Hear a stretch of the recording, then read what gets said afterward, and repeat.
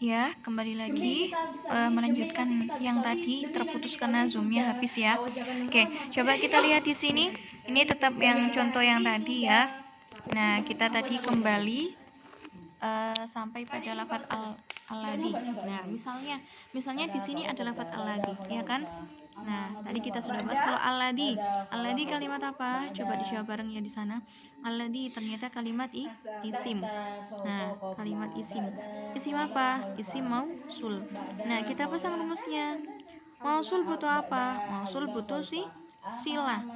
Mausul, nah, mausul dan silah, ya, mausul dan silah itu adalah satu kesatuan pasangan yang tidak bisa dipisahkan. Nah, yang dimana mausul silah nanti di sini ada yang namanya aid. Ya udah, kita fokus dulu sama mausul dan silah. Ingat, mausul dan silah itu tidak bisa dipisah. Letaknya itu selalu bergandengan. Di mana ada mausul, sampingnya adalah silah.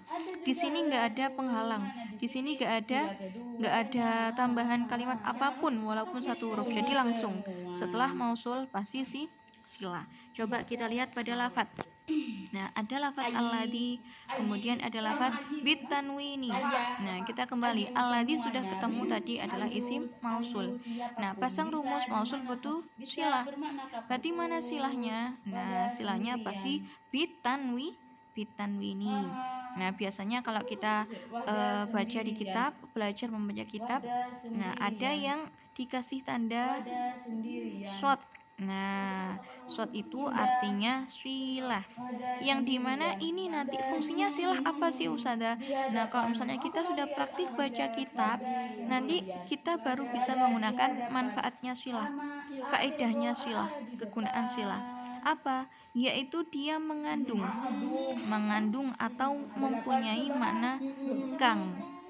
Kalau bahasa Indonesianya adalah yang. Nah, ini nanti ya kita praktekkan kalau kita sudah baca kitab. Nah, selanjutnya, silah tadi kita sudah belajar ya. Silah itu macamnya ada dua ya, ada jumlah dan ada syubuhul jumlah. Nah, kemudian silahnya ternyata di sini bentuknya kita tadi sudah membahas kalau silahnya berupa susunan jar majrur. Nah, kalau susunan jar majrur, nah berarti dia termasuk ke dalam syibhul jumlah. Nah, gitu ya. Ustazah ulangi, kalau silahnya berupa jar majrur. Nah, ini karena jar majrur ya. Nah, maka berarti silahnya dia berupa syibhul jumlah.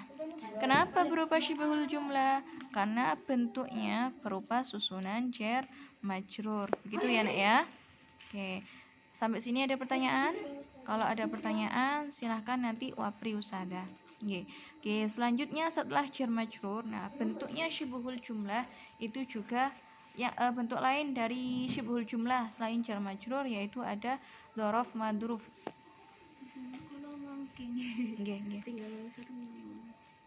Kalau misalnya dzaraf madruf, nah kalau misalnya dzaraf madruf itu sudah pasti sudah bisa ditebak ya. Kalau jar majrur tadi berarti susunan jar majrur.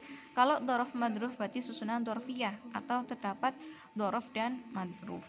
Nah, sebelum kita praktik memasukkan dzaraf madruf pada isim mausul ya, kita harus ketahui dulu apa dzaraf dan madruf itu. Ya, kita mengulang sedikit review lagi.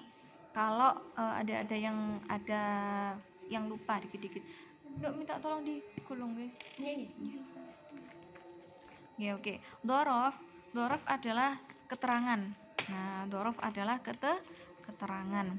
Keterangan kalau misalnya di bahasa Indonesia kita sudah mengenal ya, ada keterangan tempat, ada keterangan waktu. Nah, kalau misalnya kita di ilmu nahwu, kita mengenal keterangan tempat adalah dzaraf makan. Kalau misalnya keterangan waktu, nah di ilmu nahwu namanya dzaraf zaman. Yang dimana dzaraf ini atau keterangan ini lafadz-lafadznya sudah pastikan lafaz-lafaznya sudah ditentukan. Nah, jadi kalian tinggal menghafalkan, mencari aja apa aja sih yang termasuk dzaraf itu. Nah, di mana kita bisa melihatnya, di mana kita bisa mempelajarinya. Nah, kalian bisa, yang punya kitab Jurumiyah, kalian bisa membuka kitab Jurumiyah, dicari bab dzarfuz zamani wa dzarful makani. Nah, di situ sudah banyak dan sudah lengkap sekali lafaz-lafaz apa yang termasuk ke dalam dzaraf makan atau dzaraf zaman, gitu ya. Oke, silakan dilihat sendiri. Nah, dan salah satu contohnya adalah amama.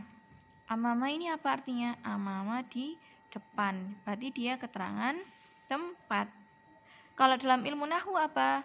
Dzaraf makan. Nah, kita kembali lagi sebelum kita melangkah terlalu jauh. Nah, kalau setelah ada dzaraf, setelah dzaraf, sampingnya pasti dia posisinya, kedudukannya dia pasti menjadi madruf. Nah, ini enggak ada jeda ya, sama seperti mudhaf ilaih, kemudian jar majrur tadi. Nah, dia enggak ada jeda, dia langsung sambung dengan sampingnya ya. Dimana ada dzaraf pasti belakangnya ada madruf. Ingat, enggak ada jeda, langsung. Ini gandengan yang tidak bisa dipisahkan.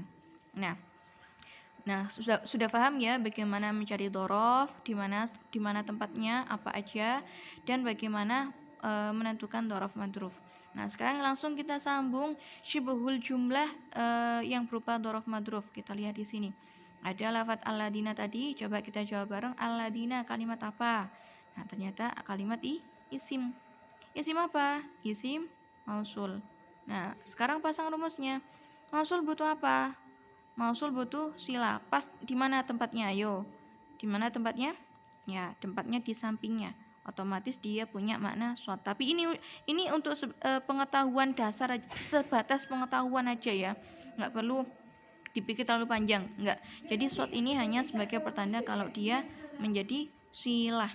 Nah, silah ya. Ternyata silahnya pada lafaz apa ini? Pada lafaz amama. Ternyata amama ini tergolong pada dzaraf. Nah, berarti amama ini dzaraf dan sampingnya amama ada lafaz al-fasli.